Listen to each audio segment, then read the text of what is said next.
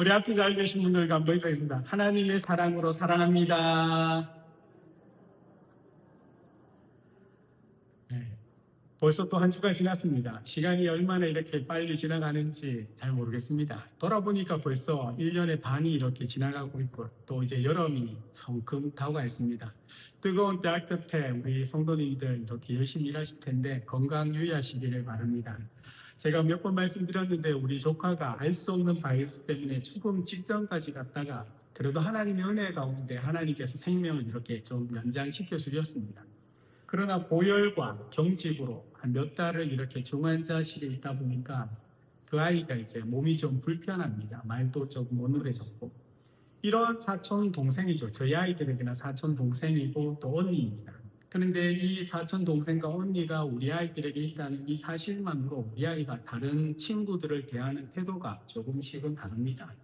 학교에서 몸이 불편한 친구를 보면 이렇게 피하는 것이 아니고요. 오히려 곁에 가서 도와줍니다. 함께 걸어주는 것, 손잡아주는 것, 사실 아무것도 아닌 것 같지만 용기가 필요한 일입니다. 맞춰주어야 하는 또 인내가 필요하고 그런데 이것을 어떻게 보면 배려라고 우리가 이야기할 수 있습니다. 그리고 우리에게 배려는요, 다른 것이 아니라 사랑으로 시작하는 것입니다. 교회는 어느 곳보다도 서로를 향한 배려, 사랑이 가득해져야 할 곳입니다. 왜냐하면 사랑의 근원이신 하나님께서 이 교회의 주인이시고 또 독생자 예수님이 우리 교회의 머리이시기 때문입니다. 그런데 우리의 현실은 꼭 그렇지만은 않습니다. 새 가족이 예배당에 들어오면요, 아무도 먼저 다가가 인사하지 않는 경우도 사실 있습니다. 그래서 처음 온 사람이 혼자 멀뚱히 앉아 예배를 드리다가 돌아가기도 합니다. 몸이 아프거나 경제적으로 어려운 성도가 있는데도 불구하고 알아서 하겠지라고 생각하는 경우도 있죠. 그래서 관심을 두지 않습니다. 교회 봉사도 자신의 편한 일만 하려고 하고 교회 안에 3D 봉사라고 우리가 이야기하는 것이 있습니다. 교사, 주차 봉사, 식당 봉사. 예전보다 요즘은 더 이런 봉사를 하지 않으려 합니다. 이러한 모습들의 공통점은요, 내가 어떤 악의가 있기보다는 사랑보다 자신이 먼저이기 때문입니다. 배려는 상대방의 입장에서 한 걸음 들어가는 것이고 사랑은 내 걸음을 늦추어 상대의 속도에 맞추는 겁니다. 우리가 이것을 한자 성으로 하면 역지사지라고 이야기할 수 있을 겁니다. 그래서 교회는 완벽한 사람들이 모인 곳이 아니라 예수님의 사랑을 배워가는 곳이죠. 주님께서 우리를 위하여 걸음을 멈추셨고 우리를 기다려주시고 우리를 품어주셨기 때문에 우리도 누군가의 그 속도에 맞추어 함께 걸어갈 수가 있어야 하는 겁니다. 교회가 사랑을 외치면서 정작 교회 안에 사랑의 모습을 발견하기 어려운 시대가 우리의 시대지 않습니까? 말은 많죠. 사랑합니다. 용서합니다. 이해합니다. 그런데 배려는 적습니다. 신앙을 얘기합니다. 우리는 하나님의 백성이고 믿음을 가진다고 그리스도의 제자고 증인이랍니다. 그런데 서로에 대한 마음은 점점 메말라가고 있습니다. 이런 시대에 우리는 초대교회를 통해서 우리가 정말 회복해야 될 사랑의 배려가 무엇인지 오늘 본문이 우리에게 보여주고 있습니다. 사실 초대교회도 그렇게 문제가 없는 곳은 아니었습니다. 그러나 그들은 문제 해결의 방법에 있어서 우리와는 조금 다른 태도를 취하고 있습니다. 그들은 단순한 의견 차이로 인하여 어쩌면 초대교회가 세워지고 곧장 교회가 분열되고 갈라질 수 있는 심각한 문제 가운데 있었습니다. 그것은 굉장히 우리 입장에서는 단순합니다. 이방인이 구원을 받으려면 할례를 받아야 합니다. 만일 할례를 받아야 한다면 예수님의 십자가만으로는 부족하다는 뜻인데 예수님을 믿는 것에 무언가를 더 해야 우리가 구원을 받는다는 말인가? 이 물음이 초대교회 안에 있었습니다. 이것은 우리에게는 굉장히 단순한 이야기지만 그 당시의 초대교회에는 이것은 단순한 이야기와 논쟁이 아니었습니다. 단순히 할례를 받을 것인가 말 것인가의 문제가 아니었던 겁니다. 구원이 오직 예수 그리스도의 은혜로 이루어지는가 아니면 그 예수님의 구원의 행위에 우리 인간이 열심히 더해져야 할까를 결정하는 매우 중요한 문제였습니다. 이 초대교회의 결정으로 우리는 오직 믿음으로만 하나님의 은혜로 구원을 얻는다고 이야기하고 고백하는 겁니다. 그리고 우리의 어떤 헌신과 섬김과 노력이 전혀 하나님의 구원에 영향을 미치지 않는다고 우리는 이야기할 수 있는 겁니다. 그런데 이 반대로 유대인 입장에서는 할례가 필요 없다면 유대인 성도들은요, 자신이 평생에 율법을 소중하게 여겨왔던 그들의 신앙의 전통과 정체성이 무시당하거나 아니면 지금까지 지켜왔던 이 모든 것들이 헛되다는 느낌을 가질 수 있었습니다. 그래서 이 문제는 단순한 의견의 그 차이와 그 대립이 아니고 교회, 이 예수님께서 이 땅에 세우는 전혀 다른 공동체의 모임 교회가 정말 이대로 계속 존립할 수 있는가 아니면 여기서 갈라질 것인가는 문제였습니다. 자칫 잘못하면요, 이 교회가 지금 유대인의 교회와 이방인의 교회로 갈라질 수 있는 그 현실이었습니다. 사도행전 15장은 그 갈림길에 서 있는 초대교회를 우리에게 보여줍니다. 그런데 놀랍게도 초대교회는 이 문제 앞에서 진리도 포기하지 않고 또 사랑도 잃어버리지 않았던 겁니다. 그리고 바로 이러한 모습 속에서 우리 교회가 사랑 많은 교회지만 더욱더 우리 교회가 드러내야 될 세상 앞에 주님의 진리와 또 사랑을 함께 품고 나가야 될 것입니다. 오늘 본문을 쭉 한번 읽어보시면요, 논쟁이죠. 논쟁입니다. 할례를 해야 되는지 율법을 지켜야 된다는 논쟁과 그것이 필요 없다는 이 양그룹의 지금 논쟁입니다. 그런데 이 논쟁의 끝에서 누가는, 이 사도행전을 기록한 누가는 누가 이겼는지를 강조하지 않습니다. 1절에 보면 어떤 사람들이 등장하고 5절에는 바리새파 중에 어떤 믿는 사람들이 등장합니다. 이들은 예수님을 믿지 않는 사람들이 아니고 또 교회를 무너뜨리려고 하는 사람들도 아닙니다. 그들 역시 예수님을 믿고 믿음으로 하나님의 자녀가 되었고 예수님께서 세우신 교회를 사랑하고 하나님의 말씀을 소중히 여기는 성도들입니다. 그래서 이 논쟁이 사실 더 어렵습니다. 복음을 반대하는 사람들과의 싸움이 아니라 같은 믿음을 가진 사람들 사이에 일어난 갈등이기 때문입니다. 서로 하나님을 사랑하고 교회를 사랑하는데 생각이 다른 겁니다. 그런데 누가는 이 사도행전에서 이 논쟁을 기록하면서 누가 옳은지에 관심을 두지 않습니다. 그래서 바울이 이겼다든지 바리새파 출신 성도들이 졌다고 말하지 않습니다. 오히려 누가의 관심은 그래서 교회가 어떻게 이 문제를 헤쳐나가고 하나 되었는가를 보여줍니다. 서로 다른 생각을 가진 사람들이 예수님 때문에 함께 모인 우리 교회 안에서 어떻게 복음으로 하나됨을 지켜나가는 것을 보여줍니다. 우리는 종종 교회 안에서도요, 누가 옳은가에 대하여 이렇게 이야기할 때가 있습니다. 내 의견이 옳기 때문에 내 주장이 받아들여져야 된다고 생각할 때가 있습니다. 그런데 성경은 누가 이겼는가, 누가 옳은가에 대하여 이야기하지 않습니다. 오히려 교회가 그래서 복음 안에서 어떻게 하나됨을 지켜야 하는지를 말씀합니다. 이 앞에 내용이 쭉 흘러가다가 이제 베드로의 말을 듣는 후에 회의장의 분위기가 바뀌게 됩니다. 사도행전 15장 12절에 우리 함께 읽겠습니다. 온 무리가 가만히 있어 바나바와 바울이 하나님께서 자기들로 말미암아 이방인 중에서 행하신 표적과 기사에 관하여 말하는 것을 듣더니 아멘. 온 무리가 가만히 있습니다. 누군가가 이야기가 끝난 후에 여러분이 가만히 있습니다. 귀를 기울이고 그들의 말을 듣고 있는 겁니다. 온 무리가 가만히 있다는 말은 그 전까지는 어땠다는 겁니다. 치열하게 서로가 이 옳음을 이야기하고 논쟁 가운데 있었지 않겠습니까? 그런데 베드로가 하나님께서 하신 일들을 증언하자 사람들은 그동안 자기들의 생각과 이것이 교회를 위하여 주님을 위하여 더 좋다라고 말한 주장을 내세우지 않습니다. 모두가 잠잠히 하나님의 역사를 듣고 있습니다. 이 베드로의 이야기는요, 베드로가 그 전에 사도행전 10장에 고넬료의 11장의 고넬료의 사건을 떠올리면서 말했던 겁니다. 그래서 베드로는 이방인이 먼저 하나님을 찾아온 것이 아니라 하나님께서 먼저 이방인을 찾아가셨답니다. 하나님께서 베드로를 보내셨고 하나님께서 이방인 이 고넬료의 마음을 준비하셨고 하나님께서 그들에게 믿음을 주셨습니다.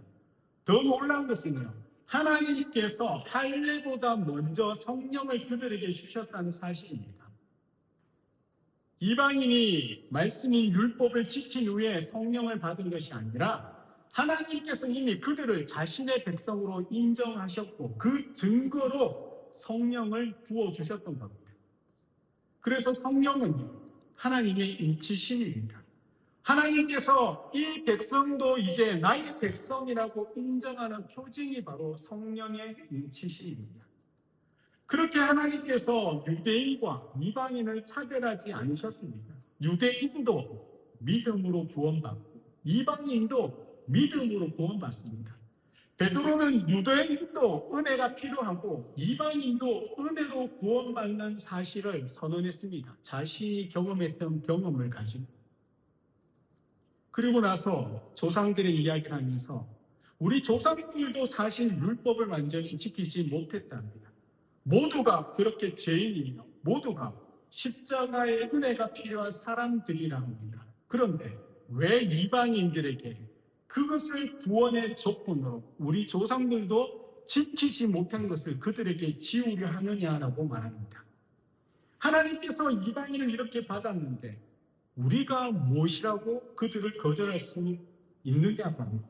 하나님께서 깨끗하게 그들을 하셨는데 왜 우리가 그들이 율법과 할례를 통하지 않고 부정하다고 말할 수 없답니다.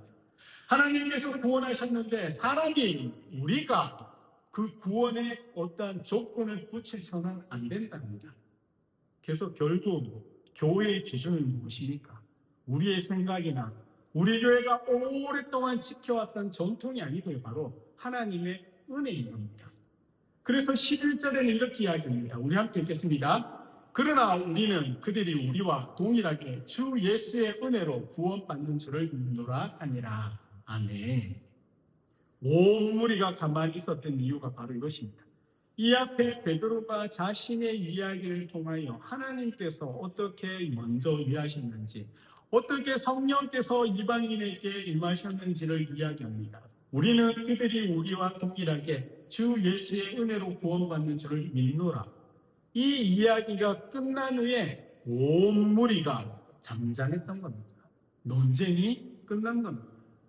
그들이 자신의 생각과 자신의 주장으로 이야기했던 것이 베드로의 이야기를 통하여 그들이 시선이 바로 하나님께로 옮겨졌기 때문입니다. 그동안 사람들은 할례가 필요한가 필요하지 않는가를 붙들고 있었다면 베드로는요, 그 모든 생각과 그 모든 시선을 나로가 아니 하나님께로 시작하게 돌렸던 겁니다. 그래서 논쟁이 멈추었습니다. 왜요? 은혜 앞에서는 자랑할 만한 사람이 아무도 없기 때문입니다. 하나님의 은혜 앞에서는 내가 이렇게 잘났다고 우월감을 가질 사람도 없습니다. 은혜 앞에서는 모두 같은 자리고 하나님의 은혜와 하나님의 사랑이 필요할 뿐인 겁니다. 온 무리가 가만히 있었다라는 이 말은 그들이 이야기하는 소리가 사라졌다는 말이 아니라 내 안에 내 욕심이나 아니면 나의 주장이나 나의 생각으로 가득 찼던 이 마음에 하나님의 은혜가 임하는 그 자리 앞에 잠잠할 수밖에 없었다는 뜻입니다. 사람의 소리가 아니라 이제는 하나님의 말씀이 들려지기 시작한 순간입니다. 교회 안에서도 여전히 많은 갈등이 존재합니다. 내가 옳다고 주장하면 사실 싸움과 논쟁은 끝이 없습니다. 그런데 모두가 주님의 은혜로 살아가는 죄인임을 기억하면 비로소 서로를 이해하고 품게 되고요. 그렇게 싸웠던 것이 돌아보면 이것이 아무것도 아니구나라는 것을 깨닫게 됩니다. 결국 논쟁을 멈춘 것은요, 우리의 경험이나 사람의 지혜가 아닌 바로 하나님의 은혜입니다. 그리고 오늘도 교회가 하나 되게 하는 힘은요, 바로 이 십자가의 은혜입니다. 은혜를 잊게 되면 어떻게 됩니까? 서로를 판단하게 되죠.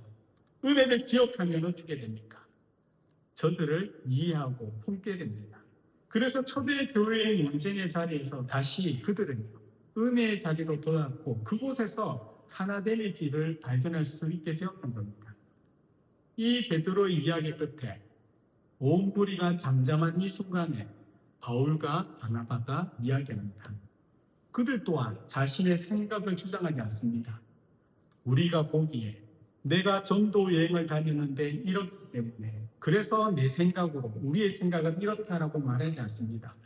12절을 보면 하나님께서 자기들로 말미암아 이방인 중에서 행하신 표적과 기사, 하나님께서 우리를 통하여 이방인 중에 행하신 표적과 기사, 그 사실만을 증언한 겁니다. 논쟁은 보통 누군가 옳은가를 따진다고 말씀드렸습니다. 그러나 교회는요, 늘 하나님께서 무엇을 하셨는가요? 하나님께서 여러분에게 무엇을 하셨기 때문에 여러분은 이 시간 왜 이 자리에 앉아 있는 겁니까? 하나님께서 내게 무엇을 하셨기 때문에 내 전 삶을 하나님의 사랑으로 우리가 살아가고자 합니까?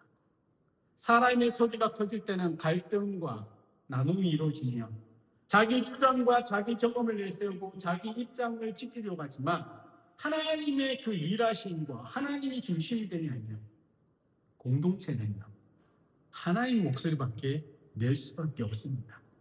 하나님께서 행하신 그 일 앞에 자신을 자랑하고 내가 가진 것을 드러낼 필요가 없습니다. 왜?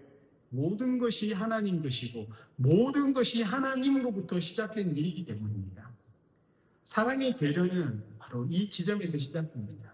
내가 옳다는 것을 이야기하는 것이 아니고요, 하나님께서 행하신 일들을 기억하며 그 은혜로 우리가 서로를 바라볼 때 사랑의 배려가 시작됩니다. 예수님께서도 말씀하셨지 않습니까? 왜 너네? 너는 너의 눈에 있는 들보는 보지 못하고 형제의 눈에 있는 티를 보느냐라고 말씀합니다. 그래서 그런지 우리는 서로의 실수가 잘 보입니다. 연약함도 잘 보이고요, 그의 잘못도 잘 보입니다. 그런데 예수님은 사랑은 사람의 흠을 보다 그를 품어주라고 말씀합니다. 하나님께서 이 땅에 예수님을 보내시고 우리를 자녀 삼아 주시기 위하여 희생했던 그것을 기억하라는 거예요. 이것이 바로 초대교회가 보여준 바로 하나님의 은혜에서 그들이 서로를 향한 사랑의 배려였고, 오늘도 우리 교회가 더 충만해야 할 복음의 모습인 겁니다. 베드로의 증언이 있었습니다. 그리고 이후에 바울과 바나바의 증언도 있었습니다. 하나님께서 먼저 이방인 가운데 역사하셨다는 살아있는 증거들이 계속해서 이어졌습니다. 그런데 사실 우리는 여기서 이들의 증언보다 조금 더 우리가 중심 있게 봐야 될 부분은 바로 그 이후에 야고보의 이야기입니다. 야고보는 그 당시에 예루살렘 교회의 지도자였습니다. 그는 바울과 바나바의 이야기를 듣고 또 그 앞에 베드로의 이야기를 듣고 곧바로 결론을 내리지 않습니다. 하나님께서 그들의 삶 속에 간증이죠. 베드로의 간증이었습니다. 바울과 바나바의 이야기도 하나님이 일하시지만 자신들의 개인적인 이야기였고 간증이었습니다. 분명히 베드로와 바나바와 바울의 삶 속에 일하셨던 하나님의 그 역사하심 맞지만 그들의 이야기를 듣고 감동을 받았다고 해서 야고보는요, 그렇다면 이제 끝났습니다 라고 말하지 않습니다. 사람들의 경험과 그들의 체험만으로 이 교회가 나아가야 될 방향을 결정하지 않았습니다. 야고보는 그 순간에 펼친 것이 바로 성경입니다. 우리 사도행전 15장 16절 18절 함께 읽겠습니다. 이후에 내가 돌아와서 다윗에 무너진 장막을 다시 지으며 또 허물어진 것을 다시 지어 일으키니 이는 그 남은 사람들과 내 이름으로 일컬음을 받은 모든 이방인들로 주를 찾게 하려 함이라 하셨으니 즉 예로부터 이것을 알게 하신 주의 말씀이라 함과 같으니라. 아멘. 야고보는요, 이 구약의 아모스 선지자의 말을 인용합니다. 그리고 지금 일어나고 있는 이 모든 일은요, 우연하게 일어난 일이 아니라 오래전부터 하나님께서 계획하신 일이라고 말합니다. 유대인들은 이방인들이 예수 그리스도의 그 은혜로 인하여 교회 안으로 들어온 것들이 새로운 일처럼 생각했습니다. 그래서 그들에게 율법, 할례를 행해야 되지 않겠냐고 말한 겁니다. 그런데 야고보는요, 이것은 새로운 일이 아니랍니다. 하나님께서 갑자기 행하신 일도 아닙니다. 하나님께서 처음부터 하나님께서 가지고 계셨던 계획 안에 이루어진 일이랍니다. 하나님께서 아브라함을 부르실 때 땅의 모든 족속이 너로 말미암아 복을 얻을 것이라 하셨습니다. 그 이후에 선지자를 통해서도 모든 민족이 하나님께로 돌아올 것을 예언하셨습니다.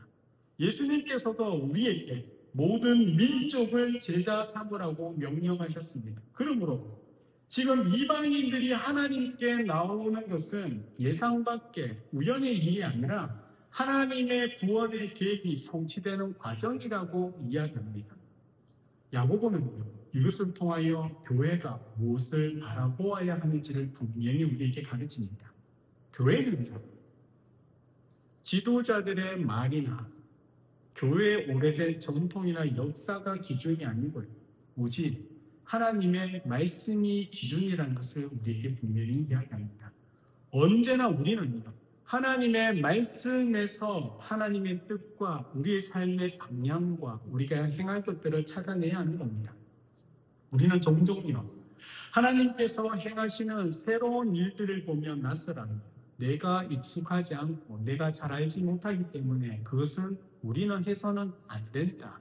우리 교회는 이러한 전통을 가지고 있기 때문에 이것은 해서는 안 된다. 내가 경험해 보지 못하고 내가 알지 못했기 때문에 조심스러워합니다. 그러나 하나님은 늘 우리의 생각과 우리의 방법을 넘어서게 일하시는 분이셨습니다. 예수님께서도 제자들이 풍랑 가운데 이렇게 당황하고 두려워할 때 물 위를 걸어올 거라고 누가 생각했습니까? 그 누구도 예수님께서 이 땅에 오셨을 때 병자를 낫게 하거나 귀신을 쫓아낸다고 생각하지 않으셨습니다. 그러나 하나님은 우리의 생각과 방법을 넓게 늘 그 새로움의 목적이 무엇입니까? 사람을 살리고 사람을 세우는 일들이었습니다. 사랑의 배려는 결국요, 내 생각과 내가 가지고 있는 방법이 아닌 하나님의 뜻, 말씀에 따라 나아가는 삶입니다. 하나님께서 사랑하고 하나님께서 품으시는 여러분의 주변의 사람을 나 또한 품기를 애쓰는 것입니다.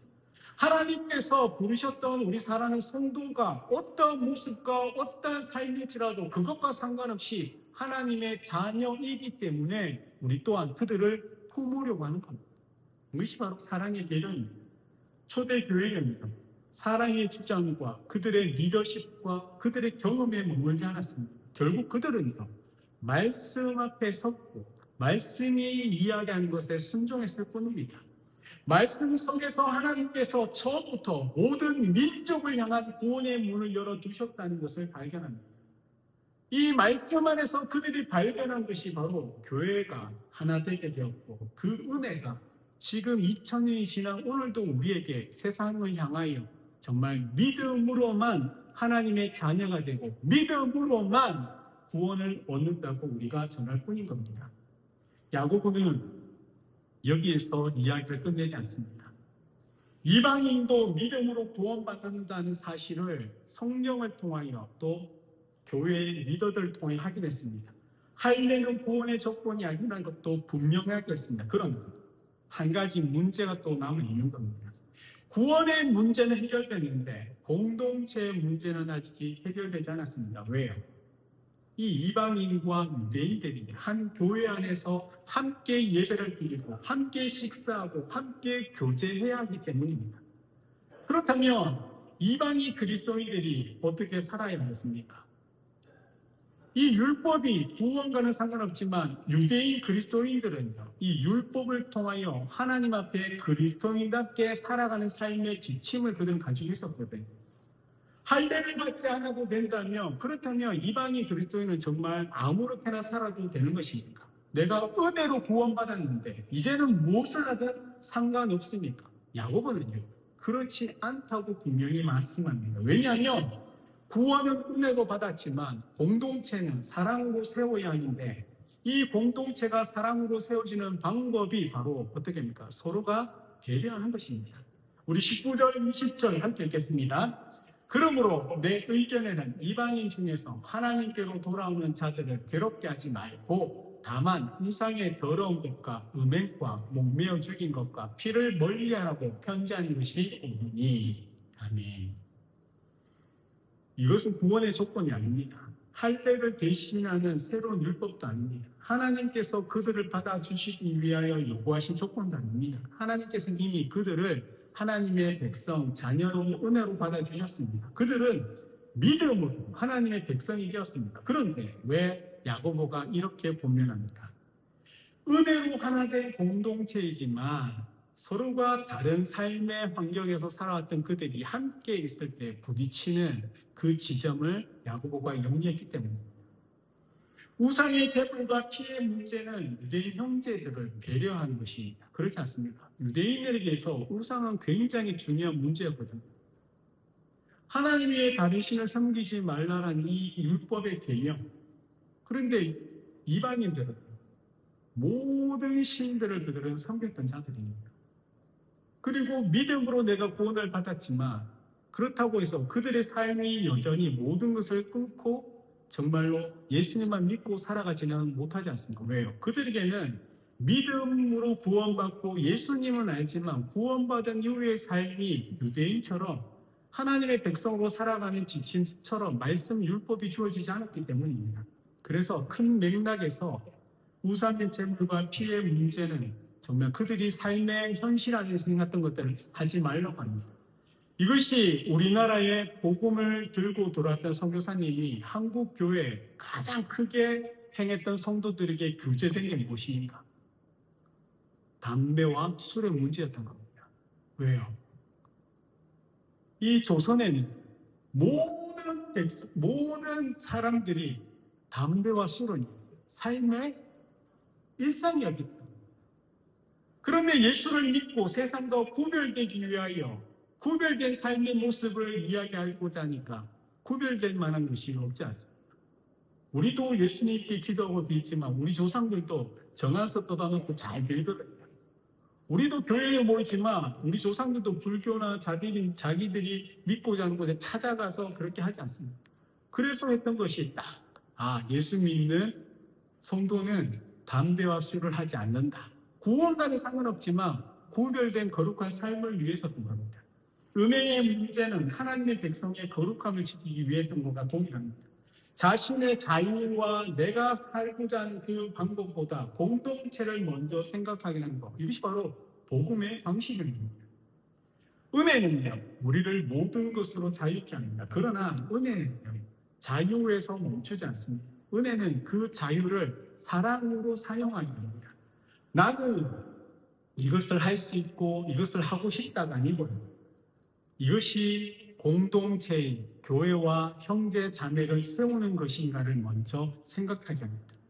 내가 이러한 권리와 이것을 할 수 있는 능력이 있다 할지라도 공동체의 유익은 무엇인가를 생각하게 합니다. 우리는 종종 자유를 많이 누리는 사람이 성숙하다 생각하지만 사실은요, 내가 하고 싶은 것을 하지 않는 것, 말하고 싶은데 참는 자가 더 성숙한 사람입니다. 성경은 자유를 많이 누리는 사람이 아니라 사랑 때문에 자신의 자유조차 내려놓을 수 있는 사람이 성숙하다고 말씀합니다. 내가 할 수 있지만 하지 않는 것, 잔소리 할 수 있지만 하지 않는 것, 내가 옳은 것을 이야기할 수 있지만 답답해도 말하지 않는 것, 그것이 바로 성경이 이야기하는 성숙함입니다. 교회는 사실 같은 생각을 가진 사람들이 모인 곳은 아니지 않습니까? 여러분 생각이 다 다릅니다. 그러나 한 믿음, 한 주님을 섬긴 자들이 모인 곳입니다. 우리가 하나님 앞에 지금 이렇게 모여질 수 있는 이유도 우리의 생각이 같거나 우리의 삶의 모습이 같기 때문이 아닙니다. 온전히 우리가 예수 그리스도를 믿는 믿음 때문입니다. 그런데 이 믿음 앞에 오래 믿은 사람도 있고 이제 막 믿기 시작한 사람도 있고 신앙의 배경이 있는 사람도 있고 없는 사람도 있고 그 가정의 형편이 힘들거나 불편함이 없는 사람도 있고 눈물로 기도하는 사람도 있습니다. 그러나 모두가 예수 그리스도의 은혜로 구원받았다는 사실을 잊지 않아야 합니다. 은혜는 우리를 하나님과 한복되게 할 뿐 아니라 우리가 서로 하나 되게 합니다. 사랑이 정말 예수님의 그 사랑을 보면 거창하지만 예수님께서 우리에게 요구하는 사랑은 사실 거창하지 않습니다. 함께 속도에 맞춰 걸어가는 겁니다. 서로의 형편을 헤아리고요. 서로의 손을 잡아주는 겁니다. 내가 할 수 있는 것, 내 자유를 내려놓는 겁니다. 초대 교회는 진리를 포기하지 않았습니다. 오직 믿음으로만 구원받는다는 진리를 붙잡았습니다. 그러나 진리를 붙잡으면서 동시에 사랑도 포기하지 않았습니다. 복음은 은혜로 우리를 구원하고 그 은혜는 사랑으로 공동체 안에 나타납니다. 유대인들도 이방인을 위하여 포기한 것들이 있다면 이방인 그리스도인들도 유대인들을 위하여 포기한 것이 있는 것처럼 하나님의 은혜로 구원받는 우리가 이제는 그 은혜를 사랑과 배려로 이렇게 나타나는 것입니다. 서로를 세우고 하나 되는 교회가 되는 우리 남산교회 되기를 주의 이름으로 축원합니다. 여러분의 모든 삶의 자리가 하나님의 크신 사랑을 잊지 아니하고 또 여러분이 만나는 모든 이들에게 여러분 안에 있는 것들을 흘려보내는 그런 배려가 있는 사람이기를 주의 이름으로 축복합니다. 그런 여러분을 통하여 하나님이 기뻐하실 것이고 또 하나님이 기뻐하신 자들이 모인 우리 교회가 또 하나님의 기쁨이 될 줄 믿습니다. 그런 믿음으로 끝까지 나아가시길 우리 구주 예수님의 이름으로 축원합니다. 아멘.